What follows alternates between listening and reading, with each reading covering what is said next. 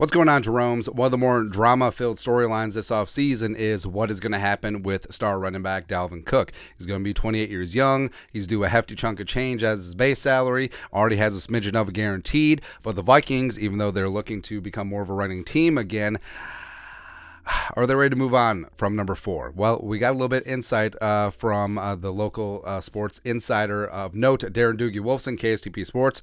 So, JDude 222222222222987 name and a lot of numbers asked Doogie, any steam on Dalvin Cook as we embark on the draft in the coming days? Doogie replied, nothing new in concrete. He's not an Egan. I don't expect him to be a Viking this season. So obviously Dalvin hasn't been participating in the voluntary workout portion of the offseason, but it's pretty noteworthy because Doogie's not really prone to hyperbole, but saying that he doesn't expect him to be a Viking this season. I'm sure he's heard from the Vikings. I'm sure he's heard from Dalvin's camp, so it is super interesting. Also noteworthy, Dalvin on the gram, on his stories, just posted a photo of him at the Pro Bowl games this year, but noticeably sort of blocked out the Vikings logo, which was on the left sleeve, so covered it with a, just reading into this.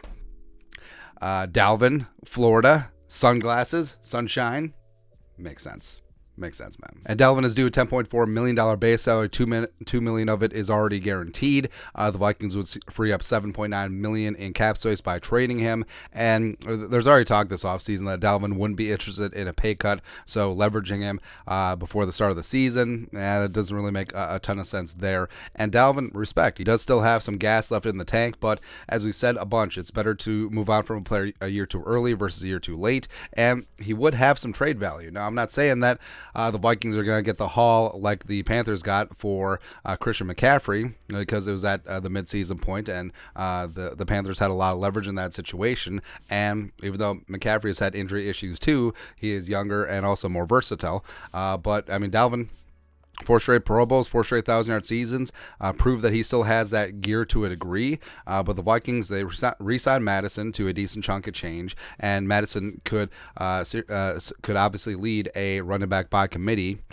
So if they move on from Dalvin, and the Vikings have done a lot of work on some of the draft running backs in this class, I mean, it would make sense. So the Vikings would free up cap space. They would get some draft compensation, probably a mid-round pick. If they were going to trade him, I would expect him to be traded during the draft, possibly late day 2, early day 3. The Vikings get like a 3rd or 4th rounder back and some change. And yeah, I know that people are going to complain about that compensation, but I think that's about what you're going to get at this stage. So you could use one of those picks on a running back, or having Madison, Kincaid, and Ty Chandler, who I think is super underrated, last year's 5th-round pick out of North Carolina, come on and raise up.